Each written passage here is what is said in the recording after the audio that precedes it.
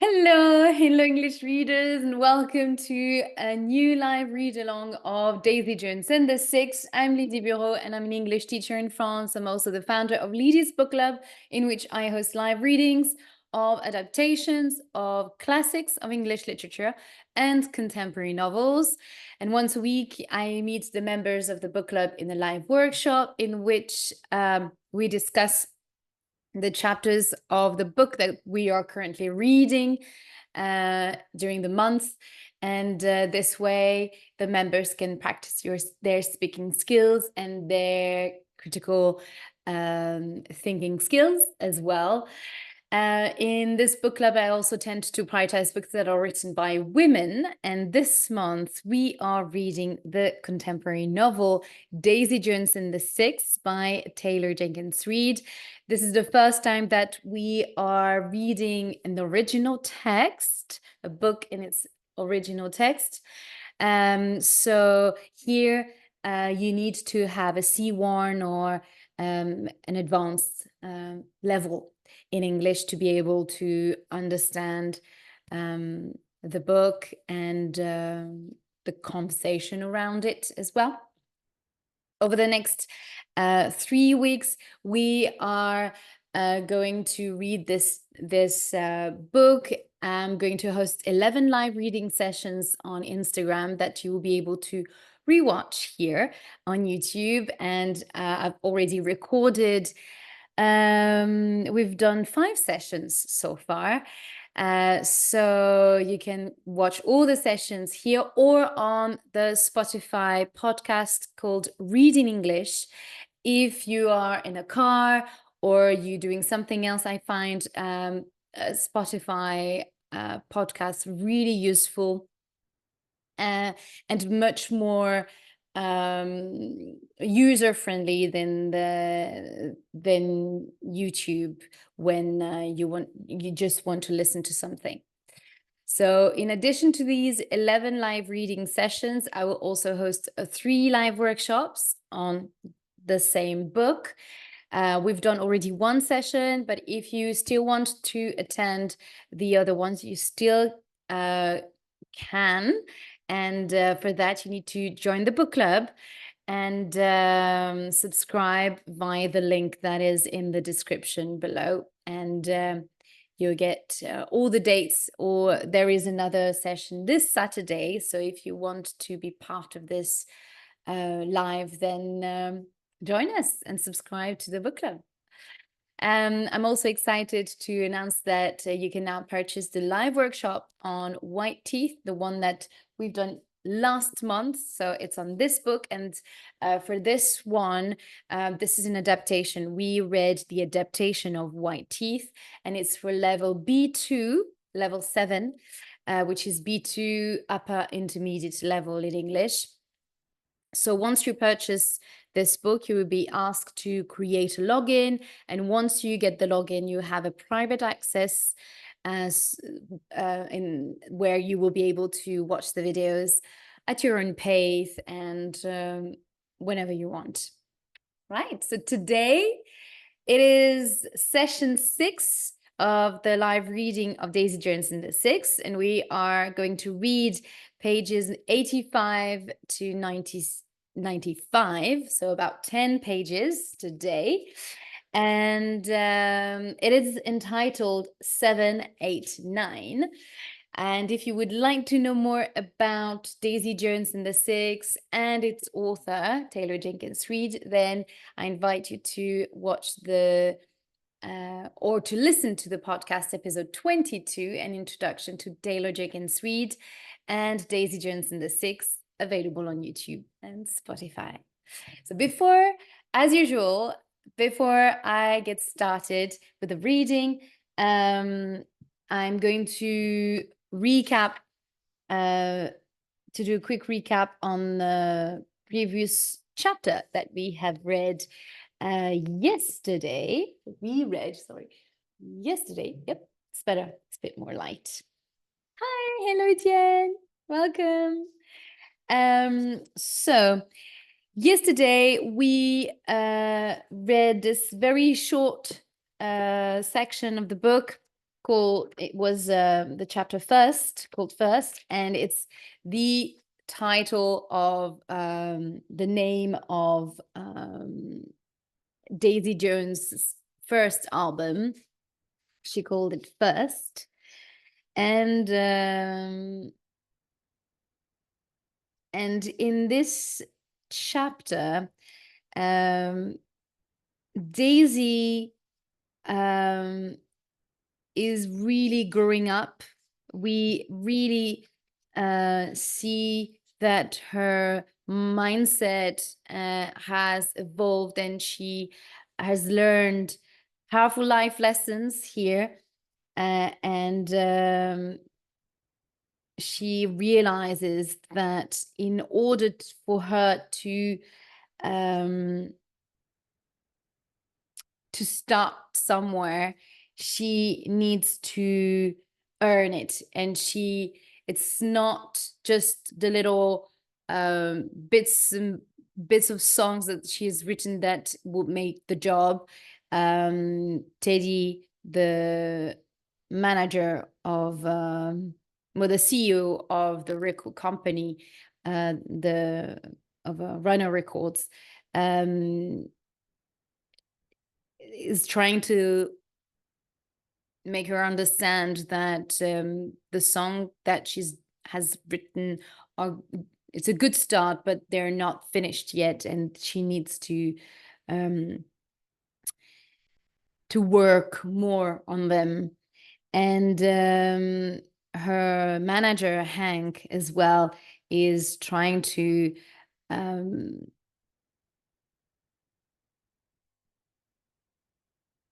change her mind, or at least to make her realize that she still needs to fulfill the contract that she has signed, because she didn't want to go to the studio for the recording sessions, and she was trying to boycott the sessions, basically. And Hank reminded her that she is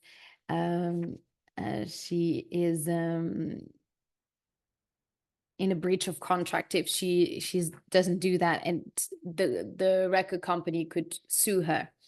So she gets her head around this. Finally, she realizes that although I like the phrase, the sentence that she says, that the album didn't have to be exactly my way for it to still be mine. So that's a powerful lesson here, and the fact that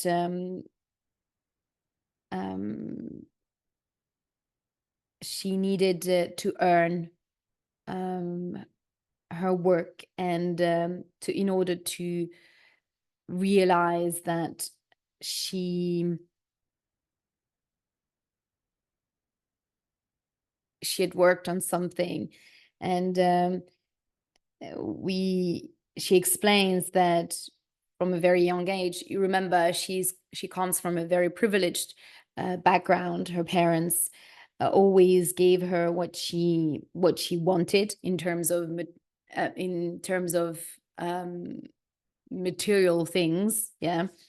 So, and she always got what she wanted in a way. And she says, I was used to being given things that I didn't know how important it is for your soul to earn them, and to understand the value of hardship and work ethics as well.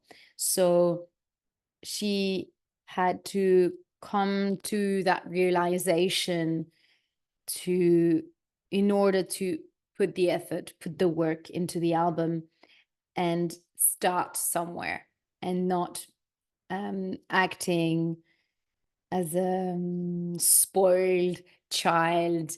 And here we see that looking back, she's very grateful for Teddy Price and all the things that he has done for her, and the powerful life lesson that she has learned at that point. And she's very grateful for him. And in the end, she finally released the album, which wasn't groundbreaking, as Nick Harris, the music critic, said, but it was a start, and she tried to find a way to put her own style and grit in the way she sang the songs. So it was just the beginning of something for her. It was at least a start. So yeah, that was I really like that that chapter. Let me know what you think about this chapter and what you thought about it, either in the comments or if you want to join the book club as well, and discuss the book as well, and share your thoughts on this chapter, for example, or on the story as a whole. But here I find this moment in Daisy Jones' life very humbling, I would say, very humbling. Yeah. Okay, so now let's get started with a new chapter 7, 8, 9, and as we have observed so far, the chapters alternates between Daisy Jones' life and the band before they meet, and now it's going to be about the Six, the band.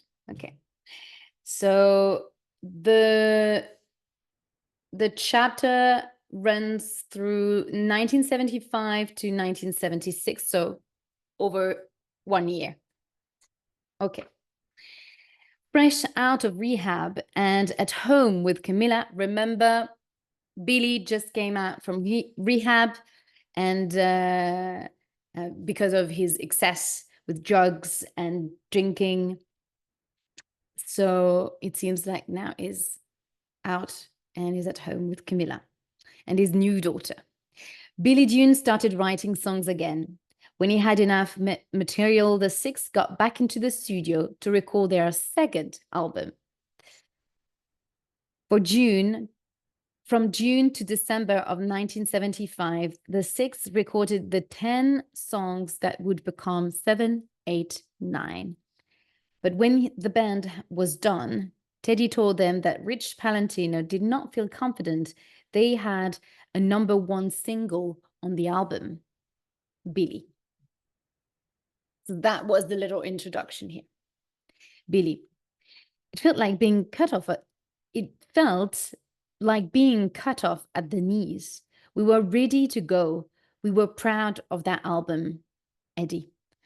To be honest with you, I was surprised Eddie had not brought this up sooner. I heard the master of the album, and it felt soft to me, at least in terms of what we were making songs about. Everything Billy had written was about his family. Pete said it best. Rock and roll is about getting on with a girl for the first time, not about making love to your wife. And that was Pete saying that. He was as whipped as Billy Graham. I told Teddy we had a lot of songs that could be good singles. I said, what about Hold Your Breath? And he said, too slow. I said, what about Give In? He said, too hard rock. I kept naming songs, and Teddy kept saying that Rich was right. The songs were good, but we needed something with crossover appeal. He said we had to aim for #1. Our first album had done well, but if we wanted to grow, we needed to aim higher. I said, sure, but we aren't trying to get to #1 necessarily. That's for lowest common denominator stuff. Teddy said, you should be aiming to be #1 because you're making the greatest fucking music out there. It was a fair point. Billy. I don't remember whose idea it was to do a duet. I know I wouldn't have come up with it. A duet. Eddie. When Teddy said he thought he should make Honeycomb a duet, I was even more confused. He was going to take the softest song on the album, add a female voice, a female vocal to it, and that was going to fix the problem? That just made it even more of a top 40 thing. I said to Pete, I will not be in the fucking soft rock band. Billy. Honeycomb is a romantic song, but it's also kind of wistful. I had written it about the life that I promised Camilla. She wanted to move to North Carolina one day when we were old, settling down. Her mother had grown up there. She wanted to get a place close to the water, have a big lot of land with the closest neighbor a mile away. It was a pledge I had made her. That I would give her that one day. A big farmhouse, lots of kids, some peace and quiet after all the storms I'd put her through. That's what Honeycomb was about. It didn't make any sense to have someone else come in on it. Honeycomb is honey, the place where the bee go. Okay. The bees go, sorry. That's a honeycomb. Well, the honey house. Not the bee's house, let's say. Okay. It didn't make any sense to have someone else coming in on it. Teddy disagreed. He said, write a part for a woman in it. Write what Camilla would say back to you. Graham. I thought we should give Karen a shot at the duet. She had a great voice. Karen. I don't have the kind of voice that can carry a lead part. I can do you a solid and back you up in the chorus, but I can't hold my own. Warren. Graham was always tripping over himself to pay Karen a compliment. He was always thinking, it's not gonna happen for you. He was always thinking, it's not gonna happen for you, man. Get over it. Billy. Teddy had all these ideas about bringing in a woman from the dance club scene. I did not like that. Karen. Teddy named about 10 girls until Billy finally relented. I watched it happen. Billy was going down the list Teddy had written, just going, no, no, no. Tonya Reading? No. Susie Smith? No. And then Billy goes, who's Daisy Jones? And Teddy got all amped up, said he was hoping Billy would ask that because he thought Daisy was the one. Graham. Now, I heard Daisy sing at the Golden Bear a few months back. I thought she was sexy as hell. Her voice was so raspy and cool, but I didn't think she fit on the record. She was younger, poppier. I said to Teddy, why can't you get us Linda Ronstadt? Everybody had a thing for her back then, but Teddy said it should be someone from our label. He said Daisy had a more commercial vibe that we could benefit from. I had to admit, I saw where Teddy was coming from. I said to Billy, if Teddy is trying to bring in a different demographic, Daisy makes sense. Billy. Teddy wasn't letting up. Daisy, Daisy, Daisy. Even Graham started in on me. I said, fine. If this girl, Daisy, wants to do it, then we'll try it. Rod. Teddy was a good producer. He knew people in town were just starting to get excited about Daisy Jones. If this song turned out well, it could make a splash. Daisy. I'd heard of the Six, obviously, being on the same label and everything, and I'd heard their singles on the radio. I hadn't bothered to listen to their debut album that much, but when Teddy played me 789, I was blown away. I loved that album. I must have listened to Hold Your Breath about 10 times in a row. I loved Billy's voice. There was something so plaintive about it, so vulnerable. I thought, this is the voice of a man who's seeing things. I thought it was so evocative to sound broken the way it did. Didn't have that. I sounded like a cool new pair of jeans, and Billy sounded like the pair you've had for years. Love the analogy with the clothes again. I could see the potential of how we could really complement each other. So I kept listening to their cut of Honeycomb, and I could feel something missing. I read the lyrics and I really got that song. This felt like my shot to offer something up, to add something. I was excited to get in the studio because I thought I could really be of use. Billy. We were all there in the studio that day when Daisy came in, and I thought everybody but me and Teddy should have gone home.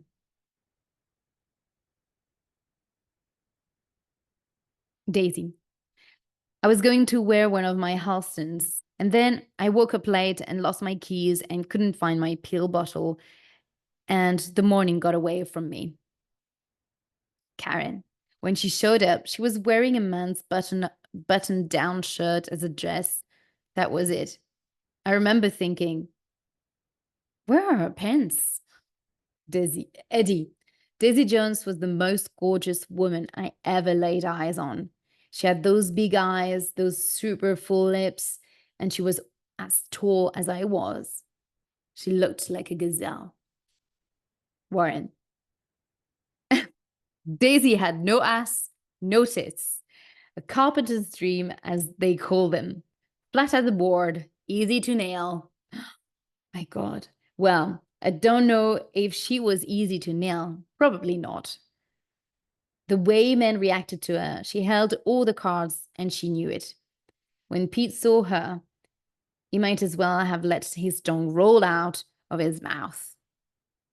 Karen. She was so pretty that I worried I was staring at her. But then I thought, hell, she's probably been stared at her whole life. She's probably been stared at her whole life. She probably thinks looking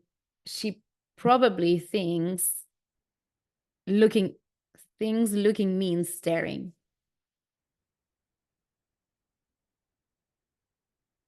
Billy. I saw her and I introduced myself and I said, glad to have you here. Thanks for helping us out. I asked if she wanted to talk about the song a bit, practice what she was going to lay down. Daisy. I'd been working on it all night.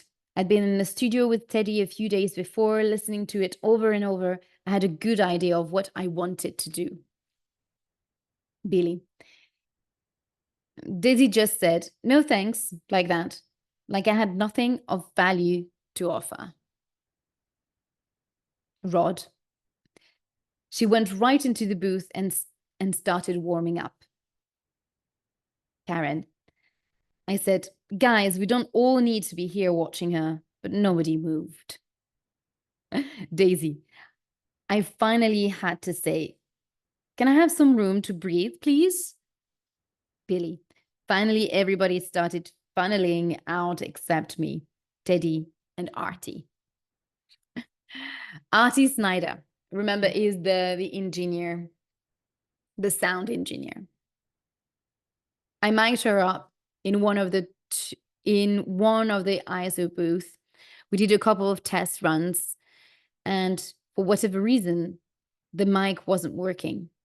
It took me about 45 minutes to get that mic going. She was standing there, singing into it, on and off, going testing, testing, 1, 2, 3, helping me out. I could feel Billy getting more and more tense, but Daisy was so calm about it. I said, "I'm sorry about this." And she said, "It takes as long as it takes, and you get it when you get it." Daisy always did right by me. She always made it seem like she cared about how my day was going. Not a lot of people did that. Oh, she's very thoughtful towards people, towards the technicians, for example. Daisy. I had read the lyrics to the song what felt like a million times. I had my own idea of how I wanted it to go. Billy sang it in sort of a pleading way. I thought the way he sang it made it seem like he wasn't sure he believed his own promise. And I loved that. I thought that made it so interesting. So I had this plan to sing my part like I wanted to believe him, but maybe deep down inside, I didn't. I thought that gave the song some layers. When we got the mic working, Artie's giving me the signal to start, and Billy and Teddy are watching me. I got up into the mic and I sang it like I didn't believe Billy was going to buy a house near the honeycomb, that I wasn't really ever going to happen, that it wasn't really ever going to happen. That was my angle on it. During the refrain, the lyrics were originally, "The life we want will wait for us. We will live to see the lights coming off the bay, and you will hold me, you will hold me, you will hold me until that day." I sang it straight through on the first go round about the song. About the second time I sang it, I changed it up a bit. I said, "Will the life we want wait for us? Will we live to see the lights coming off the bay? Will you hold me? Will you hold me? Will you hold me until that day?" I sang them as questions as opposed to statements. Billy didn't even let me finish before he popped up and hit the talk back. "Billy, she sang the words wrong. It didn't make sense to have her keep going with the words wrong." Artie Snyder. Billy would never have allowed someone to interrupt him like that. I was genuinely surprised when he did that. Billy. The song was about a happy ending after turmoil. I didn't think doubt worked in. Oh, okay. I didn't think doubt worked in that context. Karen. Billy wrote that song trying to convince himself that this future he saw with Camilla was a sure thing. But he and Camilla both knew Billy could relapse at any moment. I mean, the first month he was out of rehab, he gained 10 pounds because he was eating chocolate bars in the middle of the night. And then when he stopped doing that, there was all the woodworking. You'd go over to Billy and Camilla's, and Billy would be obsessing over some mahogany dining room table he was trying to make. And there were all these shitty dining chairs he'd nailed together. And don't get me started on the shopping. Oh, and the running was maybe the worst of it. For about 2 months, Billy would run however many miles a day. He'd be wearing those little dolphin shorts and muscle tanks bobbing down the streets. Rod. Billy was trying. This was a guy who made so many things seem easy, but he was trying very hard to stay sober. And you could see the strain on him. Karen. Billy was writing songs trying to tell himself he had got it all under control, that decades out, he'll still have his sobriety and his family and his wife and his family. And in about 2 minutes of singing, Daisy pulled the tablecloth under the dishes. Rod. Daisy did a few more takes, and it really seemed easy for her. She didn't have to work for it. She wasn't bleeding for every note. But when Billy left the studio, I could tell he was pretty tense. I said, don't take work home with you. But the problem wasn't that. He had brought work home with him. It was that he had brought home into work. Karen. Honeycomb used to be a song about security, and it became a song about insecurity. Billy. That night, I told Camilla about how Daisy sang it, the questions. You know, Camilla's got her hands full with Julia, and I'm talking her ear off, complaining about this song. She just said, it's not real life, Billy. It's a song. Don't get bent out of shape. Don't get bent out of shape. It was so simple for her. I should just get over it. But I couldn't get over it. I did not like that Daisy turned those lines into questions. I didn't like she had felt the right to do it. Camilla, when you put your life in your music, you can't be clear-headed about your music. Graham, I think Daisy was just very unexpected for Billy. Artie, Snyder. When we cut together the version with Daisy, it was so compelling, their voices together, that Teddy wanted to strip almost everything else away. He had me soften the drums. He had me soften the drums a bit, amp up the keys, cut out some of Graham's more distracting flourishes. What we were left with was this prowling acoustic guitar and percussive piano. Most of the attention went to the vocals. The song became entirely about the relationship of the voices. I mean, it moved. It was still up tempo. It still had a rhythm, but it was eclipsed by the vocal. You were hypnotized by Billy and Daisy. Eddie. They took a rock song and they made it a pop song, and they were so pleased with themselves about it. Rod. Teddy was over the moon with how it turned out. I liked it too, but you could see the way Billy bristled as he listened to it. Billy. I liked the new mix, but I did not like Daisy's vocals. I said, just do the new mix without her vocals. It doesn't need to be a duet. Teddy just kept telling me I had to trust him. He said that I had written a hit song and that I had to let him do his thing. Graham. Billy was always in charge, you know. Billy wrote the lyrics, Billy composed and arranged all of the songs. If Billy goes to the rehab, the tour is over. If Billy is ready to go back to the studio, we all have to report for duty. He ran the show. So Honeycomb was not easy for him. Billy. We were all a team. So it's interesting to see how Graham sees the band's dynamic evolving around Billy, and how Billy consider the band as a team. The completely different perception. Eddie. Man, Billy was in such denial of what a bulldozer he was to the rest of us. Billy got Billy's way every time, and when Daisy showed up, he stopped getting his way every time.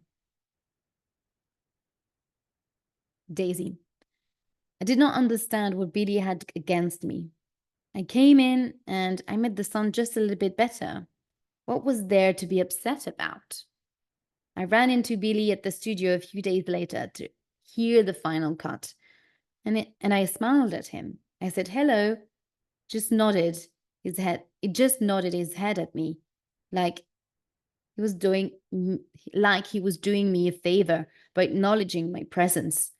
It couldn't even extend a professional courtesy. Karen. It was a man's world. The whole world was a man's world. But the recording industry, it wasn't easy. You had to get some guy's approval to do just about anything, and it seemed like there were two ways to go about it. You either acted like one of the boys, which is the way I had found, or you acted really girly and flirty and batted your eyelashes. They like that. Batting their eyelashes is like doing this. But Daisy, from the beginning, was sort of outside of it all, outside of all that. She was just sort of take me or leave me. Leave me. Daisy. I didn't care if I was famous or not. I didn't care if I got to sing on your record or not. All I wanted to do was make something interesting and original and cool. Karen, when I first started, I wanted to play the electric guitar, and my dad got me piano lessons instead.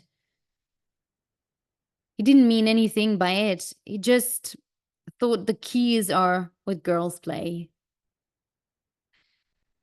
But it was stuff like that every time I tried anything. When I auditioned for the Winters, I had this really great mini dress I just bought. It was pale blue and a big belt across it. It felt like a lucky dress. Well, the day I tried out, I didn't wear it because I knew they'd see a girl and I wanted them to see a keyboardist. So I wore jeans and a University of Chicago t-shirt I stole from my brother. Daisy wasn't like that. It would never have occurred to Daisy to do that. Daisy. I wore what I wanted, when I wanted. I did what I wanted with who I wanted. And if somebody didn't like it, screw them. Karen. You know how every once in a while you meet somebody who seems to be floating through life?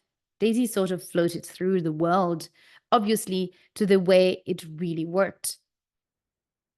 I suppose I probably should have hated her for it, but I didn't. I loved her for it because it meant she was less inclined to take the shit I'd been taking for years now. And with her around, I didn't have to take that shit either. Daisy. Karen was the kind of person who had more talent in her finger than most people have in their whole body, and the six was underutilizing her. She fixed that, though. She fixed that on the next one. When the record was about to be pressed, I said to Teddy, that's Billy talking. When the record was about to be pressed, I said to Teddy, you made me hate my own song. And Teddy said to me, you're going to need to work really hard at getting over yourself. Something tells me hitting the top of the chart is going to ease the sting a bit. Nick Harris, rock critic. On Honeycomb, Billy and Daisy, and the way they play off each other was the beginning of what worked so well about Daisy Jones and the Six. The chemistry between their voices, his vulnerability, her fragility, it grabs you and doesn't let you go. This voice deep and smooth, and her voice higher and raspier, they somehow still meld together effortlessly, like two voices that have been singing together for ages. They created a deeply heartfelt call and response, a story of this romantic and idealized future that may never come to pass. The song verges on being a bit saccharine, but the end undercut the sweetness just enough. It could have been the kind of song teens play at prom. Instead, we have a passionate testament to the fact that things don't always work out. 789 was a good album, in some ways a great album. It was more explicitly romantic than their debut, fewer allusions to sex and drugs. It still rocked, though.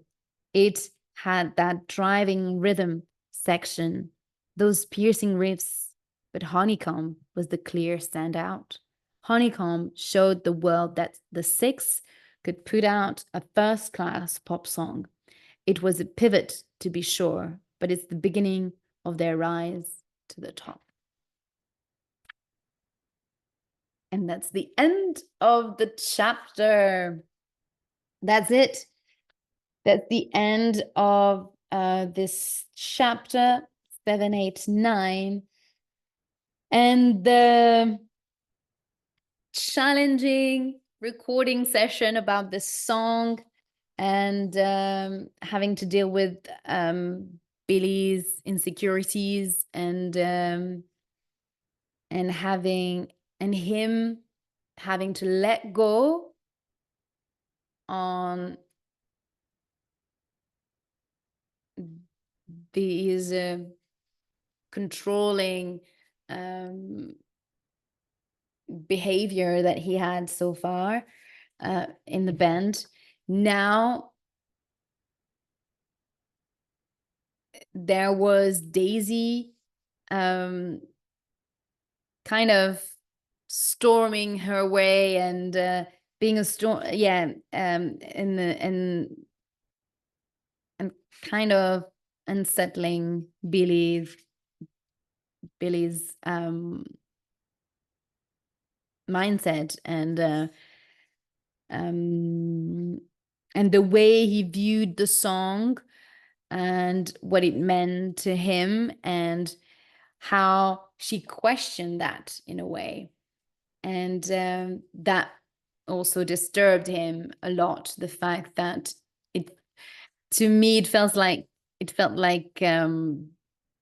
people didn't believe him, or that through the way Daisy presented the song as questions, her part as questions felt more like something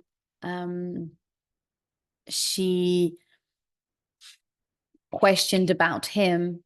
So in a way, and if people liked the way she interpreted it, then that meant that other people were thinking like her, that they didn't believe Billy's promise to Camilla, and the fact that their relationship would work, or it puts, it kind of questions their couple as well, and the stability of their relationship. Even though Camilla says, "Oh no, it's just a song. It's not real life." Is it? Is it? So, because what Billy writes is so personal and reflects so much about his personal life, it's quite close to home. Yeah. But yeah, song is there's always a part of truth, but also a part of creative thinking and creative writing as well, and imagination, to transport people. So yeah, I hope you enjoyed this session today, and that's it for me. Tomorrow it's going to be a longer session. I hope that you enjoyed this live reading, and make sure you subscribe to the book club membership to be part of the workshop, the 2 workshops that are left about Daisy Jones and the Six. And remember, you can also purchase the live workshop of White Teeth on my website store and have a look. And this way you will be able to see how the book club works and know more about White Teeth. And I wish you a beautiful end of the day, and I will see you tomorrow for session 7. We will read pages 99 to 151. So it's going to be a long session. We've got about 50 pages to read. So it's going to be a big chunk of the book. So be prepared. Get your cup of tea ready, or your cup of coffee. because tomorrow is going to be a big session, a long session of reading. So I hope you are ready. Right, I'll see you tomorrow, and I wish you beautiful end of the day. Bye bye. Bye.